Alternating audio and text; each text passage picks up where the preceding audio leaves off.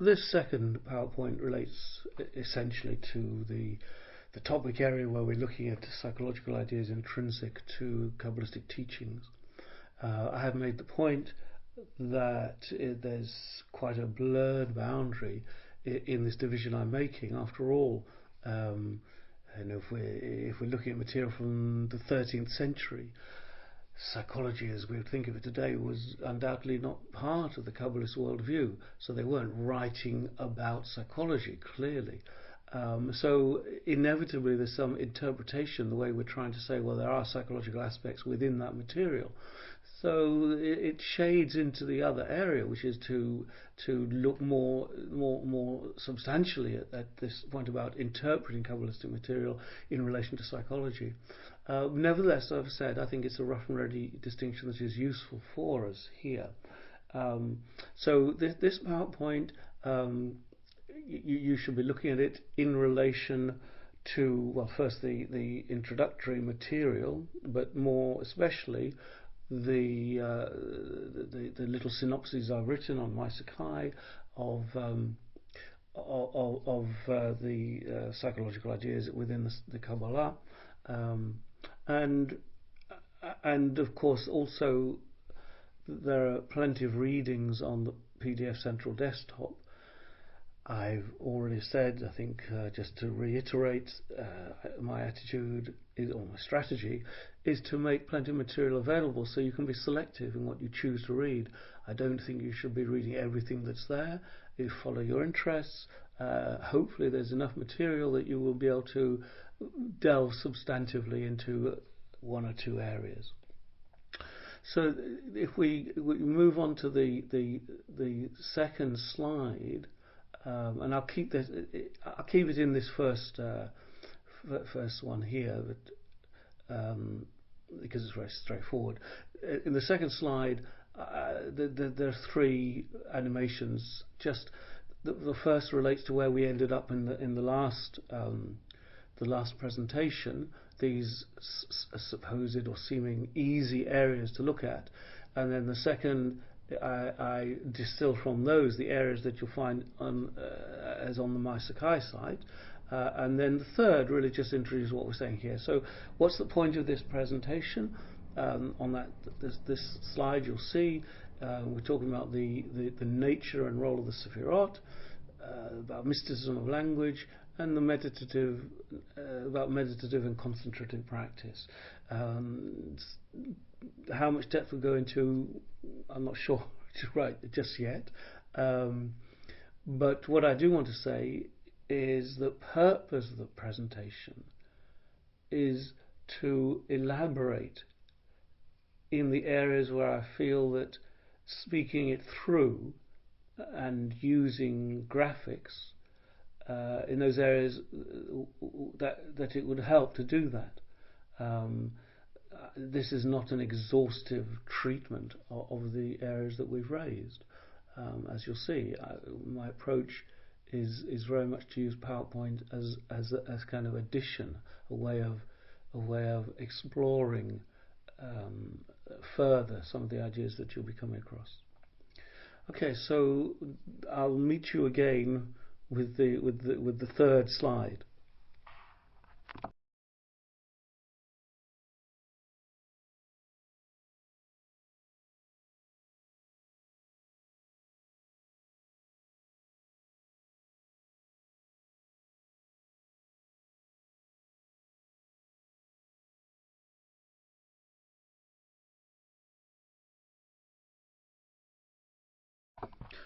I start here with the subject of emanationism, the central notion of the relationship across different levels in the creator hierarchy, the way in which humankind is in relation to the divine, and so on.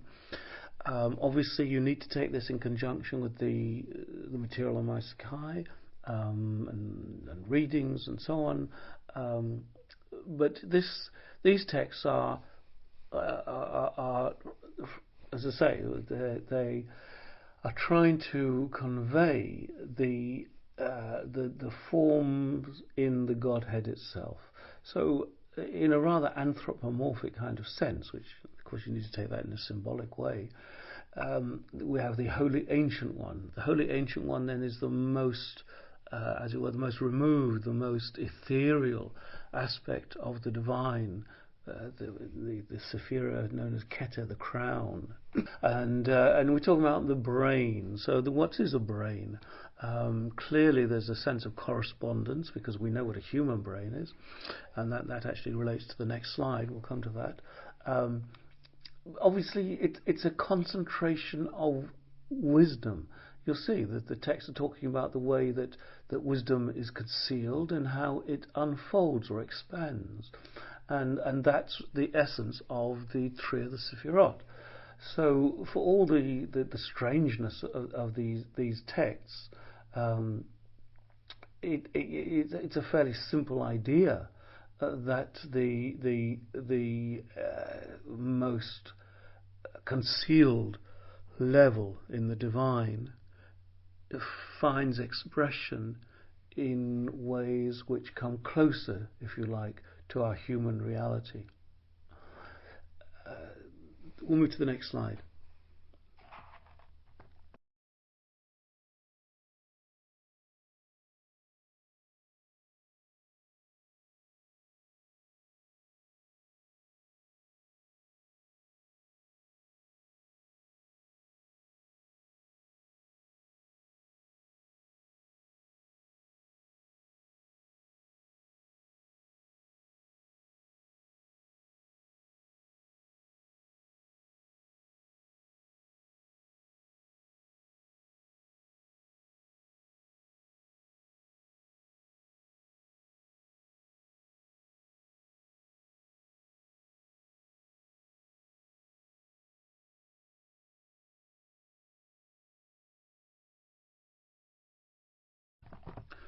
And here, this, as you go through the animations, you'll see it's just a way of graphically representing what has been said, what I said in relation to the last slide. In other words, again, emanation, there's something coming from above to below, symbolically speaking, and the notion of levels within that hierarchy. Through the animations, you'll see, of course, that we only are aware, and certainly from a scientific point of view, we only are aware of the lowest levels of that. But from a Kabbalistic point of view, what we see in the outer world and in ourselves is reflective of a higher reality, a more concealed reality. And that moves into the next slide.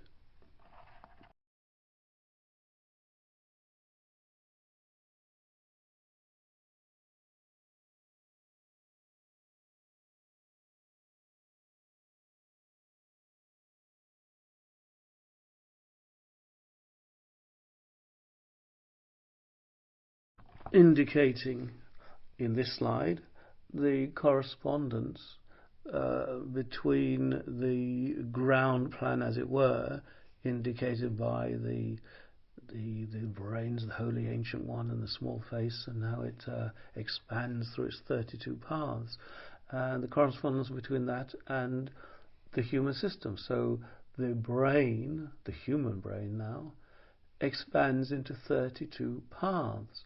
If you understand that, as you go through the animations here, the 32 nerves, in other words, the spinal cord is one, and then you have 31 pairs of nerves coming from it, making 32.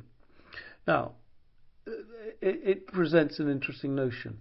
Either this is just a random coincidence, which I rather doubt, or then presumably there's a way of looking at this bottom up, and there's a way of looking at it, as it were, top down. Bottom up, you might say, well, there was some kind of knowledge through anatomy, maybe, that there were these 31 pairs of spinal nerves, and the spinal cord itself making 32, and so the mystics, as it were, projected that structure in their speculations about higher realities from bottom up. or you would take it from top down, that this was a system in some way revealed, embedded in scripture, encountered through ecstatic and inspirational insight, and so the primary understanding is of the esoteric 32 paths. I think in those ideas you've got the conundrum of how to understand these kind of systems.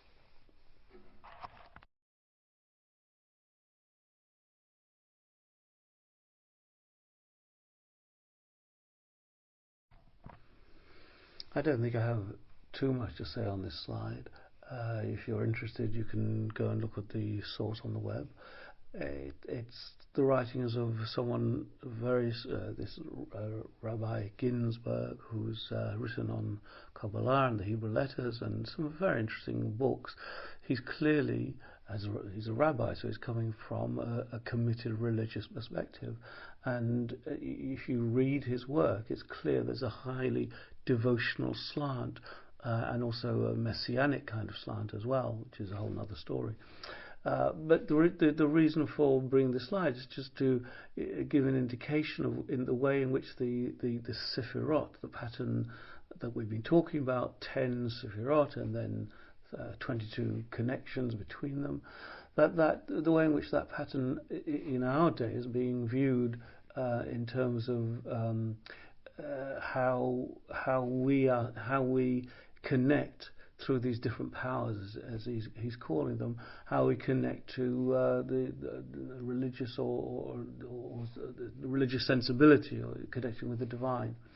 On the material Mysakai and the readings on the PDF Central Desktop, you'll see that what I've really put there is these ideas that are coming down from earlier phases of the Kabbalah, from the 13th century, and then in the more Hasidic work in the 18th, 19th centuries. The notion that this Sephirotic pattern is present within ourselves, so it can be expressed in purely anatomical terms, but for our purposes, what's important is that it's also expressed in psychological terms. So the kingdom, the lowest sephira, relates to the physical world around us, or the way in which we see the divine expressed in the physical world around us. The foundation has been related to the sense of the persona, or even the ego, and the way in which we have to build that foundation. The Hebrew, this sephira, Yesod means foundation. We have to build a foundation, and that foundation essentially is our ego. It's a foundation for dealing with the world, dealing with others, and so on. Lying behind that, if we move up the center path there, you come to the sphere of beauty. So lying behind the ego is, as it were, a more beautiful expression of self. In Jungian terms, self with a capital S, or maybe the higher self, transpersonal self, and so on. So the different Sefirot are associated with different psychological functions. Again, if you're interested more in that, read further into it. But I want to move this more. The main slant of this presentation really is to look at issues of meditation, and also looking at language mysticism. So with that, we'll move to the next slide.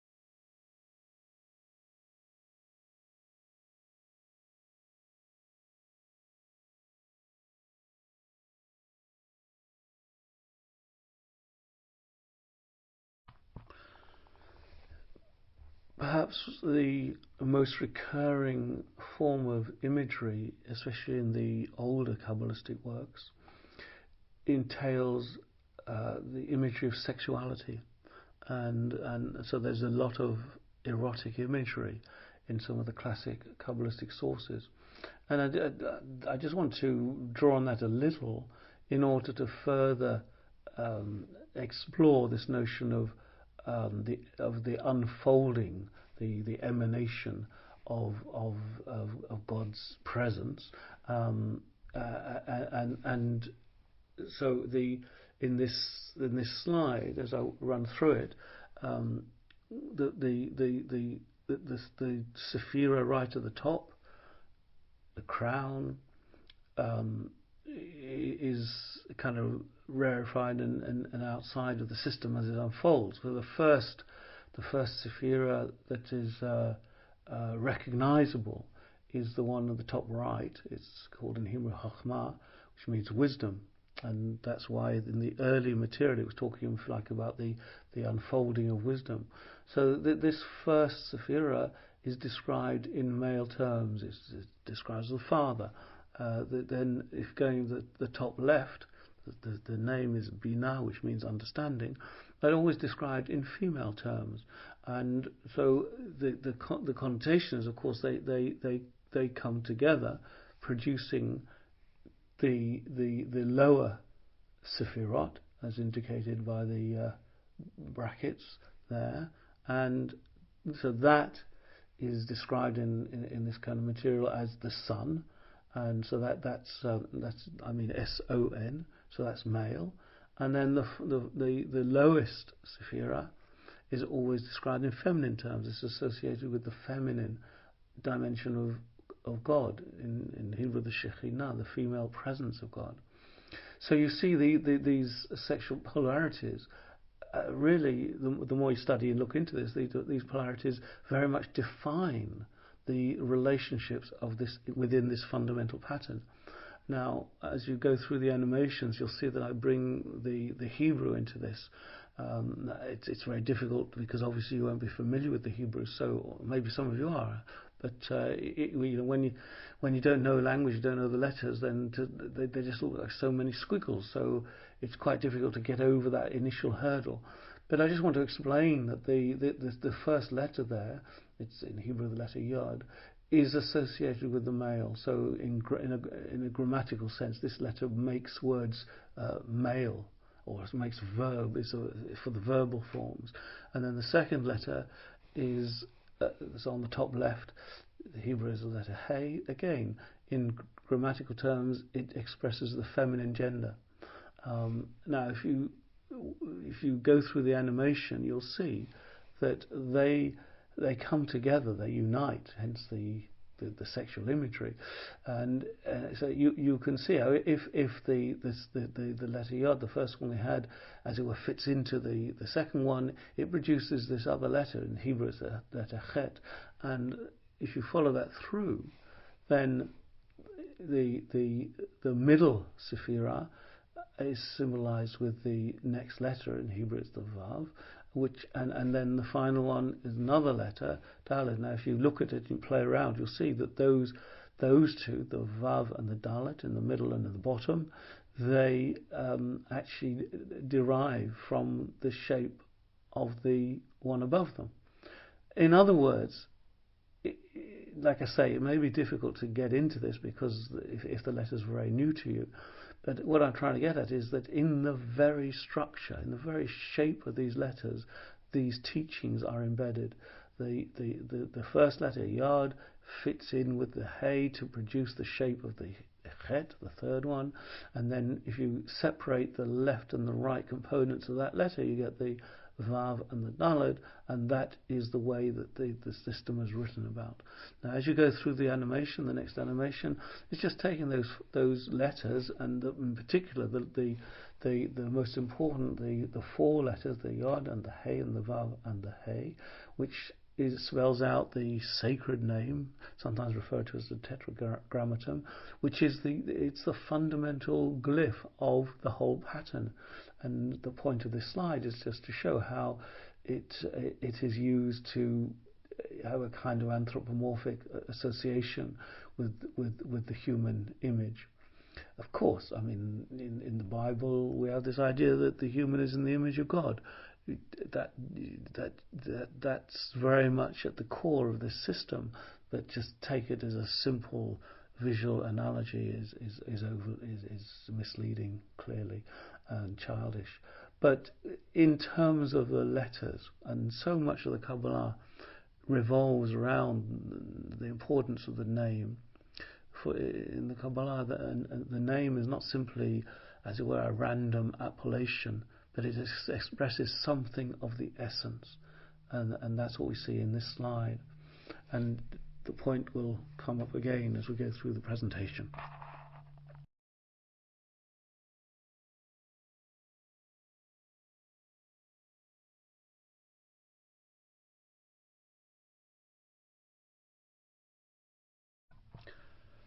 I said that I wanted to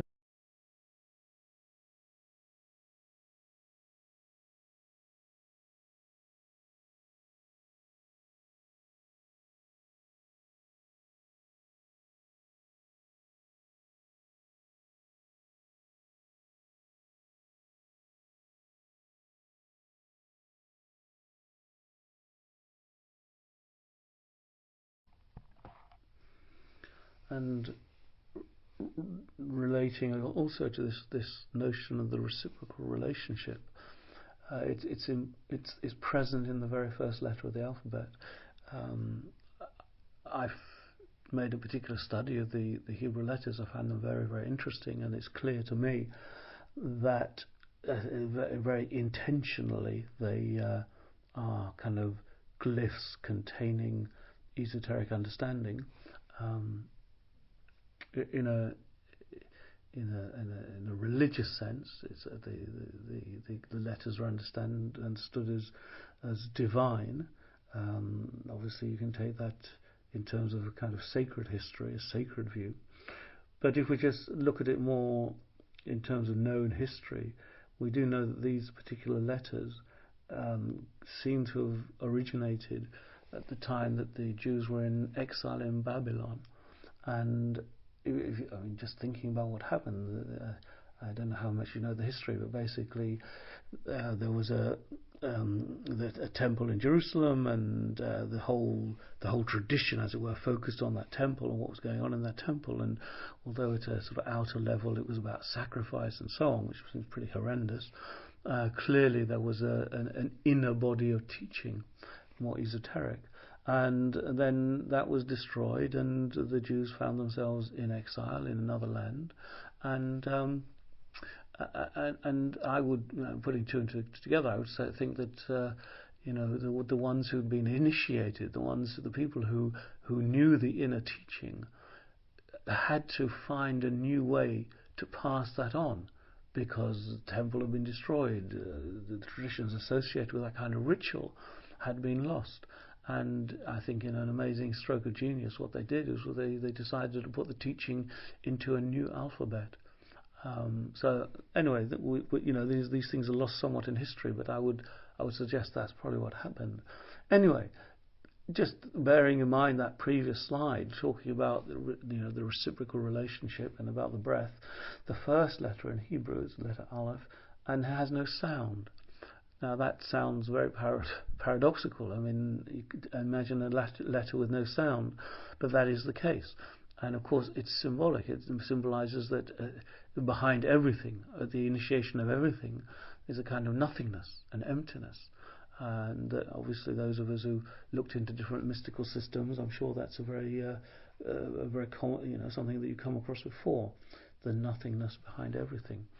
But in that nothingness, this letter, Aleph, hints at, or put it more strongly, it conveys very clearly that point of our relationship, because as you go through these animations, you'll see that it's deliberately structured from three parts: the upper yod, another letter, and the lower yod, and then the line relating to another letter, the vav, between them. And if you look at these translations, so the vav is a hook. In other words, it's what links. In this case, it's what connects above and below. And then you've got two hands upward, the downward pointing hand and the inverted, the one to receive, and then the one that receives, as far as the reverse journey from below to above, the one that received is now giving, and this reciprocal giving and receiving, which defines the whole pattern. And as you'll see in this slide, that itself is an expression of the God name that we were just talking about. So again, a system which is given for contemplation, in a sense. I mean, many of the classical Kabbalistic practices use visualization or other forms of contemplation with the letters, and obviously contemplating the letter Aleph, visualizing it, is part of that. And that'll take us into the next slide.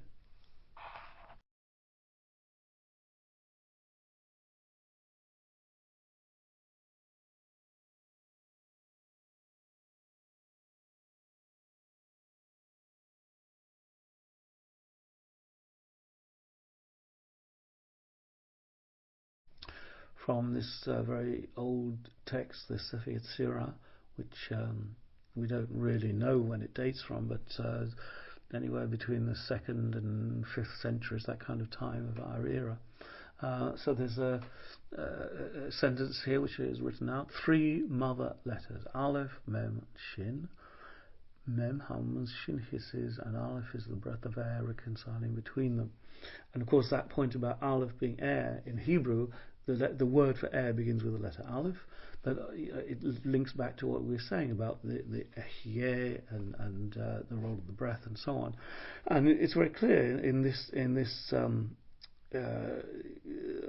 a meditation associated with this understanding of these, as it says, 3 mother letters. And why are they mothers? Well, because they're associated with 3 of the elements. You might ask the question, why not 4? Well, that's another thing. But the earth, which is the 4th element, is in a sense the grounding of everything. But air, fire, and water are the, if you like, the higher components. Anyway, these 3 letters, they are very graphic, and they clearly depict what is being indicated, and they clearly give rise to a way of working with the breath. So as you'll see in the little table, Aleph has no sound, is associated with air. The mem, i.e. the sound, any physicist will know that is close as we can come to pure sound, like a sinusoidal wave.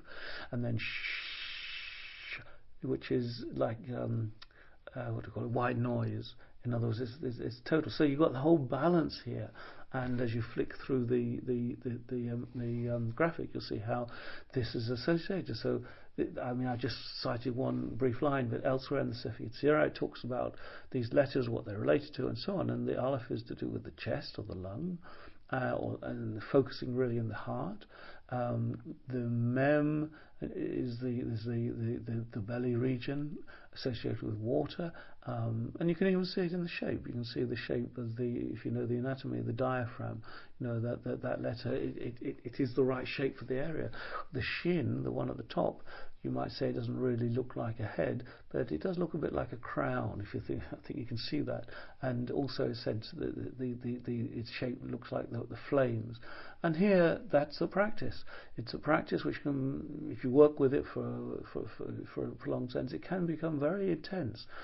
Essentially, you're breathing in all of these Kabbalistic breath meditations. Really, the center is the heart. So to work with this, you need to become aware of the heart, using the breath, as it were, breathing in and letting the breath come to the heart and increase your awareness of the heart. I should say I'm not running this as a meditation now. I don't think that's the way to do it. I'm just indicating to you. I mean, if we're face to face, then I would run this as a meditation. But in any case, focusing on the breath, and then taking that breath down into the lower region, the belly, with the sound of the letter. The letter mem, its sound is ma, clearly, and the word mayim related. That means that's the Hebrew word for water. So you can see it all links in. So the humming sound takes you down into that lower region, and then with the breath again, let you come up and visualizing fire through the head coming out above the head.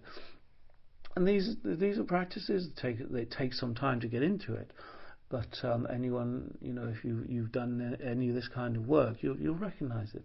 And following this for 10, 15 minutes, half an hour, in my experience and those of many others that I worked with, you get a real energizing of the body, real sense of presence, a real awareness of the body, and of course these elements that go with it. The interesting one maybe is fire associated with the head. I'll leave you to think about that.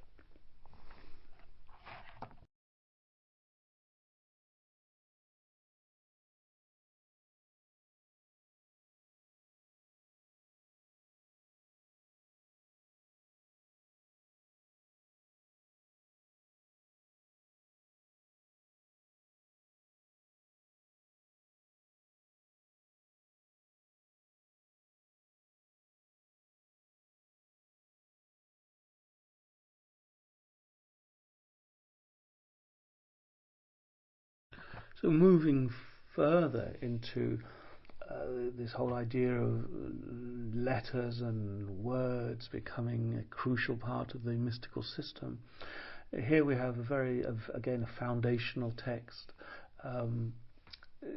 stating that God creates his universe with these qualities. Now, just reading it, and again, it's always difficult to translate the Hebrew in certain ways with these because these mystical texts are not just operating at one level, so it is just difficult to translate. But I think you can convey something here.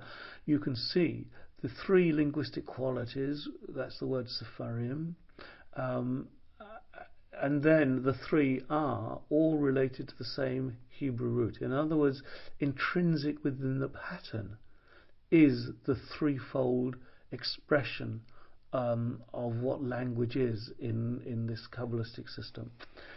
So what is language? Well, the words I've used here: text, number, and narrative. In other words, and as you go through the animation, you'll see that the word sefer in text indicates, as it were, a written form. So it's referring to the shape of the letter or even the word, but especially the letter itself. And then the sfar in Hebrew means count, or comes the connotation of number. So every letter is a number. So again, we've got a second dimension. And of course, narrative, that is, if you've got a text, it has meaning. And that goes for the words and the sentences, etc. But in this particular Kabbalistic connotation, it also means the letters themselves. Each single letter has a shape which is meaningful. It has a number which is meaningful, and it also has the letter has a meaning. Just like we had the letter mem, where the word mayim related to mem means water.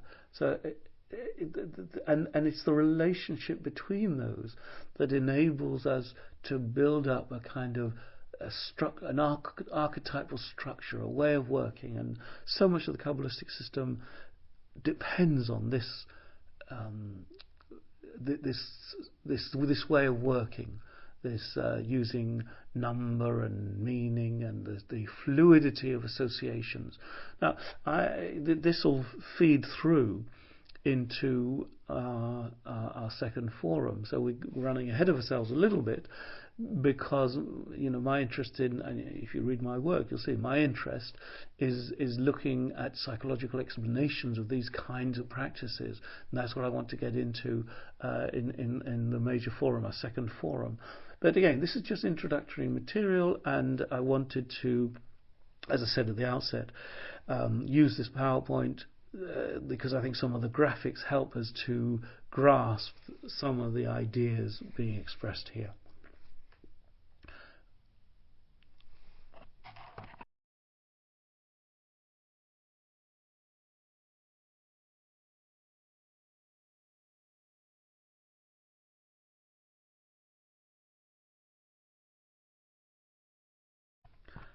Now the second letter of the alphabet is bet. I mean, obviously the word alphabet comes from the Greek alphabet, alpha beta, but obviously the Hebrew aleph bet, it's all connected. So there's a little text I brought here from Sefer Bahir, which is 12th century, first circulated in Provence, south of France.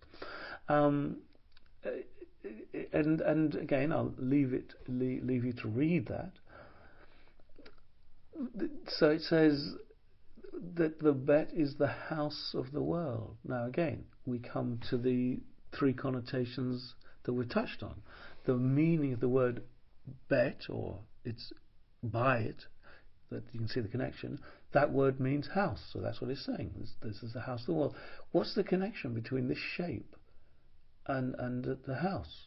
It seems very strange, and yet it makes a simple point.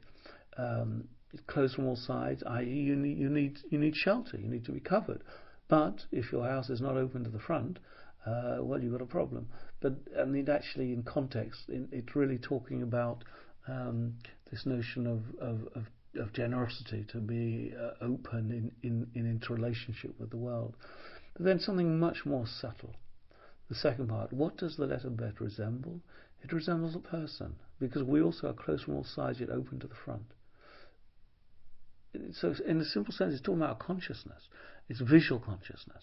We're dominated by vision, and obviously in that sense, when we're looking ahead, we're closed. We can't see round the sides and at the back, but we're open in front. So it's a very kind of clever kind of symbolism.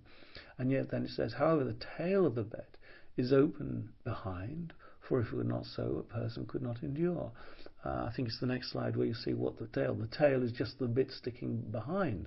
It doesn't look like very much simply in the shape of the letter, but a very important notion. What's it saying? Of course, visual consciousness, we're looking ahead, we're always looking ahead, but we must be connected to something other. And of course, you'll see this in the next slide.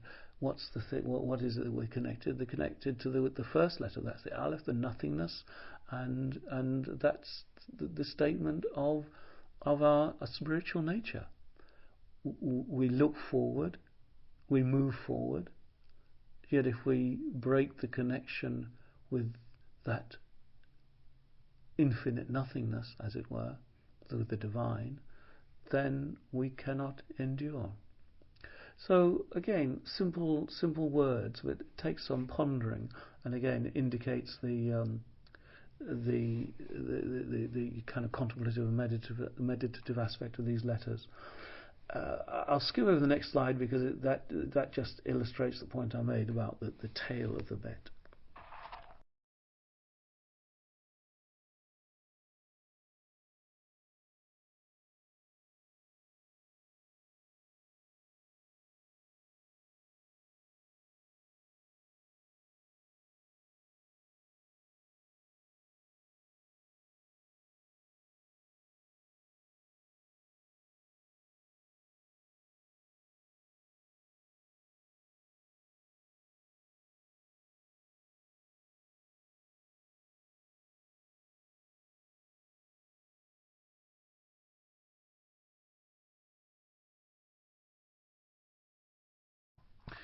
I thought I'd just continue in this vein with the symbolism of the letters a little. The third letter in Hebrew, letter Gimel, which has the connotation of giving, charity or bestowing, giving freedom. Giving.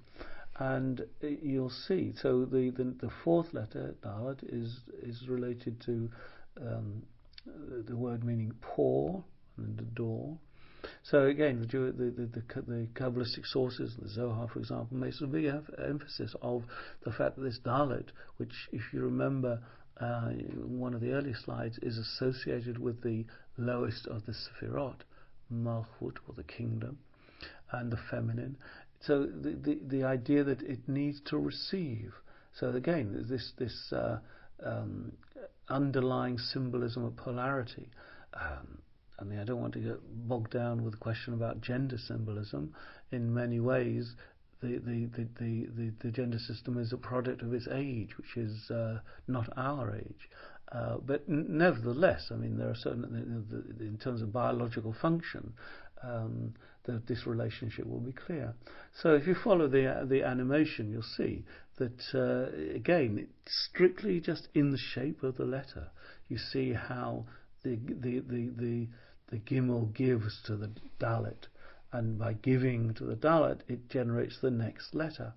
And actually, and the one after that as well, the He and the Vav, because the shape left, once the Gimel has given that bit of itself, then the shape that's left is the one that becomes number 6, the letter Vav.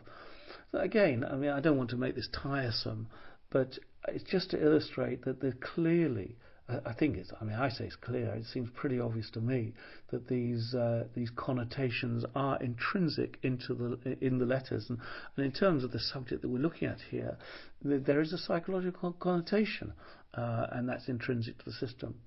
What's that connotation? Well, really, it is about the giving and receiving. Really, the sequence of the letters is intended to convey the notion of creation. Creation begins with a nothingness. Then the second letter, which is an explosive letter, the B is right at the front of the lips, expanding outwards, to do with like the Big Bang, the manifestation, and then. So those are the first principles. And then for anything to really endure, and this is the point. This is the point that links into the psychology. That's the first 2 letters. For anything really to endure, firstly, the second has to link back to the first, and also there has to be this giving and receiving. Everything depends on relationship. I think it's a very clever idea. The Gimel gives to the Dalet, and that's what allows the next letters to come into being. And it's interesting just to add in there that these next letters, the 5th and the 6th, the He and the Vav, they are, in the sequence of the alphabet, the first 2 letters, the first of the letters we encounter, which are of the divine name. And it's as if the giving and receiving, as we recapitulate at a human level what is there in the process of creation. In other words, the human level, that we give charity, that we are generous, and we take care of the one who's poor. In other words, if to the extent that we do that, then we encounter the divine, as it were. So clever ideas injected into these letters.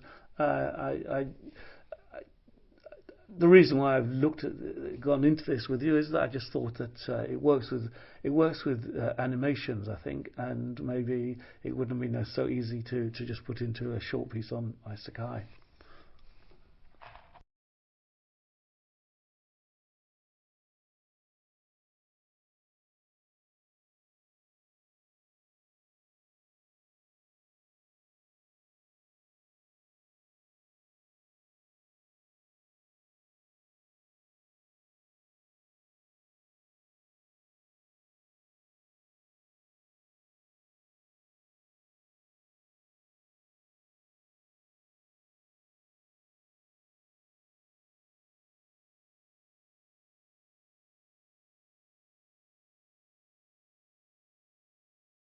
So another little animation of the letters.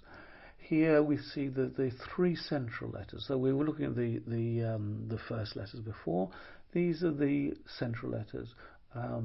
interestingly, these 3 letters in the middle of the alphabet, you can read them frontwards or backwards. They form words. The front needs all of them. In other words, these are the center letters, so the center comprises the whole, which is a strongly recognizable mystical and philosophical idea about the center of the circle, which encompasses the circumference itself. Anyway, that's another allusion. And the letters, these 3 letters also spell the word king.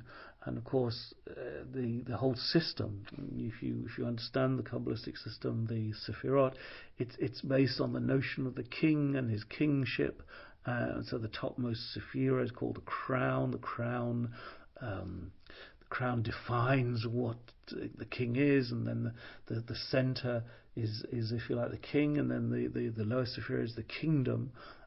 You can see the logic of it. It's clear. I mean, again, it's couched in the terms that were relevant to organizational systems of that day. So these 3 letters have a very, very interesting relationship to each other, and you could see it through the animations.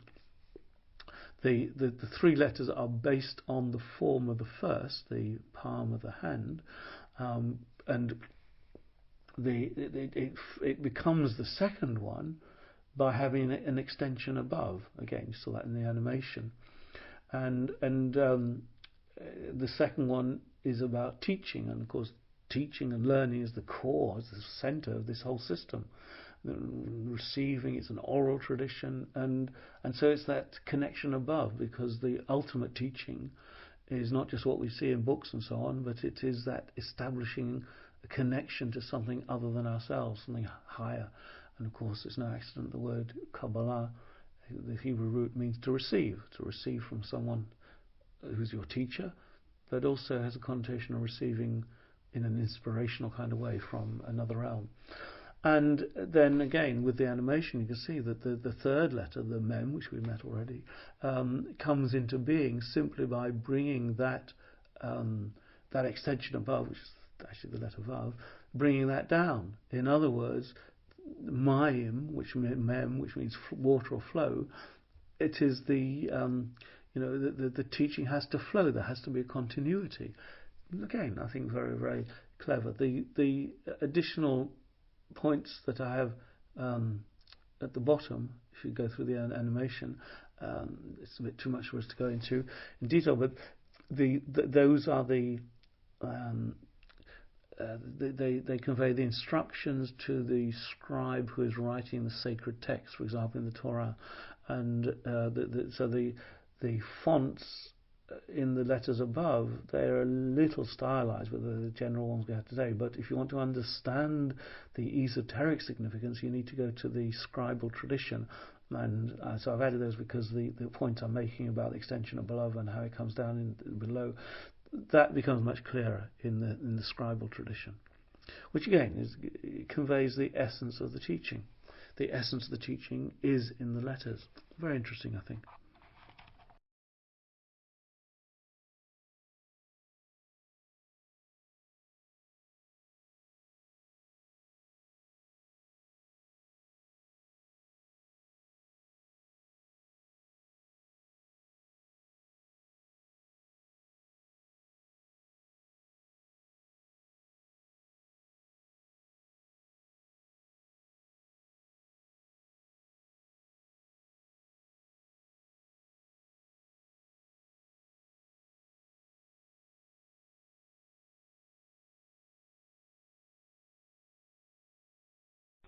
Well, looking at those slides we've just seen, I would say we're dealing with fairly simple ideas. Simple doesn't mean that they're not profound. I think they are profound, but the symbolism in the letters is, if you can get into it, is fairly transparent, and the way the letters were used to visualize, to use the breath, and so on, they're relatively straightforward practices. I want to finish this presentation by moving towards the more complex areas of language mysticism.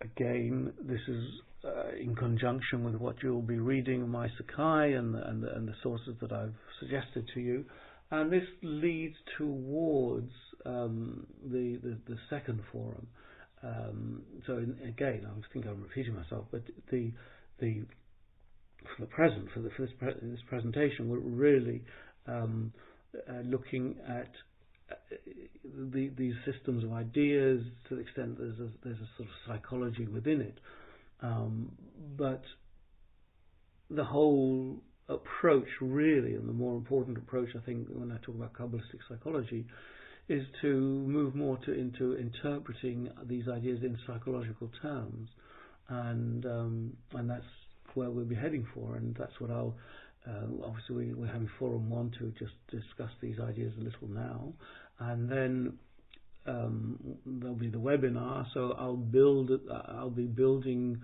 more towards that point about psychological interpretations through the webinar, and that will bring us to forum 2. So I'm finishing this presentation, going into the fact that these practices became considerably more complex than we just touched on. Now again, the foundational source for all of this material really comes to the Sefer Yetzirah, which is, I've already talked about its history. And the Sefer Yetzirah is fundamentally concerned with the Hebrew letters and the ways in which God used the letters to create the world, to create His universe. And it's implicit. It's implicit in this tradition that the sort of the transformation that we're trying to achieve, the path towards enlightenment or closeness to God, whatever you want to call it, that path entails imitating God. So the Kabbalists engaged in practices which they thought were reflective of the way in which God created the world. So in this text, which again I can leave you to read, you can see this idea that the letters are in a wheel, and the 231 refers to the number of two-letter combinations from a 22-letter system.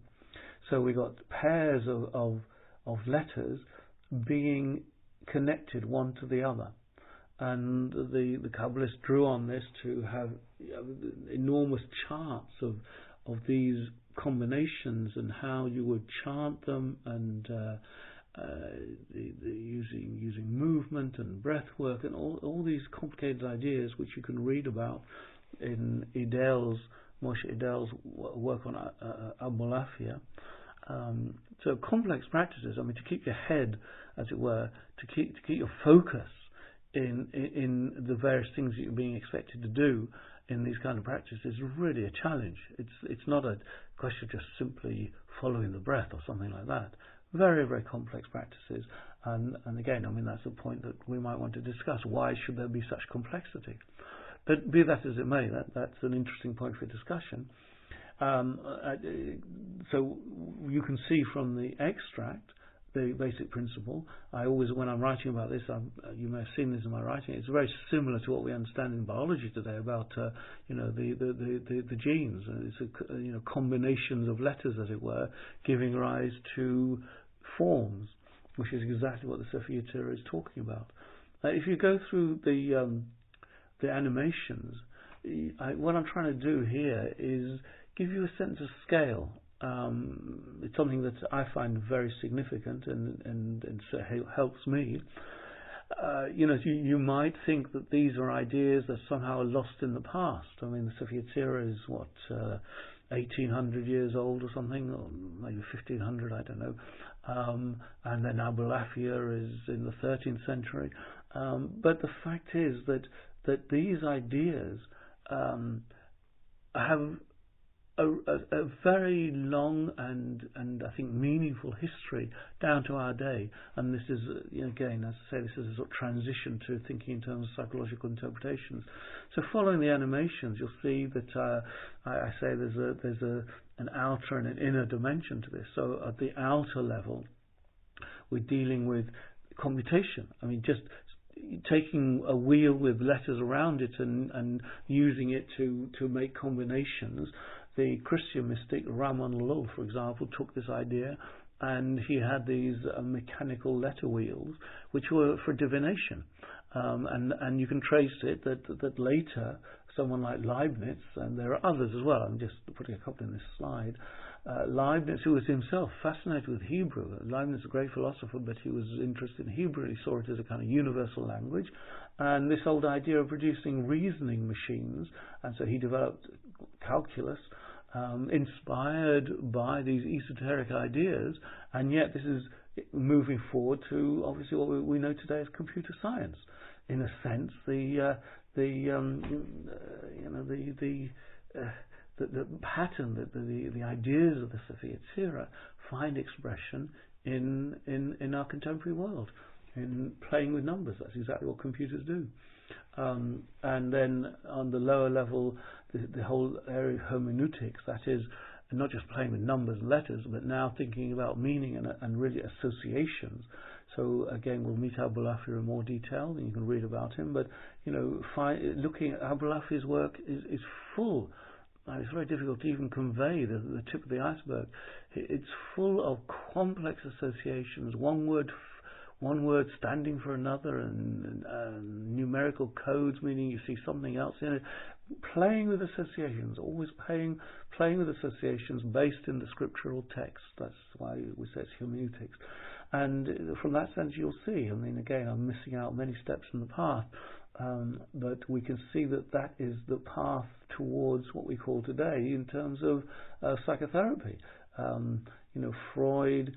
He wasn't part of this tradition intentionally, I don't think, but in many ways his emphasis on free association and understanding the dynamics of the unconscious place him in this line, and so you can see the continuity again. And then the third in the middle, really very interesting, that the objective is transformation. And that's internalized in the sense that I am trying to achieve a higher state, enlightenment or connection, relation to the divine, union with the divine, in that inner sense. But also there's the outer manifestation. So, for example, much of alchemy has strongly Kabbalistic undertones, the connections between alchemy and Kabbalah and astrology. And alchemy is very much about bringing about transformation outside, although of course it is twofold. The inner and the outer are unified. In the tradition stemming from the Sophia Tzira, we have this idea of the creation of a golem. So the word golem is a very old Hebrew word. We find it in the book of Psalms, I think, first. So the golem is a kind of artificially, it's an artificial human, a humanoid. I mean, I've written about this. I'll make the articles available if you're interested. So there was a magical tradition here, very much a magical tradition based on this whole tradition of working with the Hebrew letters and breathing life into this form. Again, a lot of occultism and magic comes in here, but of course the psychological state. This is the golem. This is what I've written about. The golem is a symbol of the creation of self, just as was the case with alchemy. But tracing that line. We have all kinds of things stemming from that. And I put down Frankenstein's creature here, probably the greatest classic of the 20th century. Mary Shelley's Frankenstein, very much misunderstood. If you've just seen Hollywood things, then you don't understand the real story. A very profound story, but inspired by the rise of science. And of course, the golem stories are at the core of that. Again, I'm not going so far into it here. My writings talk about the historical development of the whole idea of the golem, and you see that it kind of parallels the changes in worldview, culminating in the rise of science. So that the rise of science really means that externalities are viewed as only external, whereas the golem tradition in the early years, going back into the the first sources we have in the 4th or 5th centuries, and then many instances from that in those early sources, it seems that it was as much an inner experience. Whether anything's really created outside of oneself, I think maybe that's fanciful, but that there is real creation. There is something generated, and in the Sophia Tzira tradition, all the Hebrew letters were associated with parts of the body. It's like, these days we have these progressive relaxation. You sort of, what's the word? What they have? The body scan. That's right. The mindfulness stuff. They talk about body scan, and I think the Kabbalists were doing this by having this sense that all the Hebrew letters were in some sense internalized in our body, and the creation of the golem, I would say, was the way in which that was activated and made real. And so one is recreating oneself in a higher form. And ultimately, I said before about imitating God's work, the high point or the end point of God's creation is the creation of man. And that's why the Kabbalist is trying to do the same, create a human form. So again, it's a very interesting tradition. The whole thing about Frankenstein, and it's an enduring psychological image. The notion of creating life. It's as an outer reality, whether this is something that can be done. Obviously these days we've got all the test tube activity and so on, and defining birth and death, and they're very, very real questions. But at a psychological level, it's one of the most psychoactive storylines that we have. And now we have, again, following the animation, the notion, the internet, the worldwide brain, and we're all connected. We're creating a collective brain.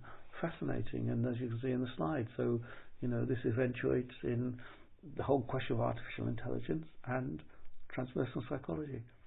So there's a slide that says a lot more than I think you could simply put in words. The last slide, I'll just finish on this one here. And then you can click on the last slide. Just to say, the last slide really we're going to pick up on as we move into Forum 2. But it's just extracts from Abulafia, and as I said, you can read some of Idell's work to see what's going on. It's just to indicate to you the essence of these practices based in language mysticism. And so that will lead us into the material for Forum 2, looking at how we might psychologically interpret these kinds of practices.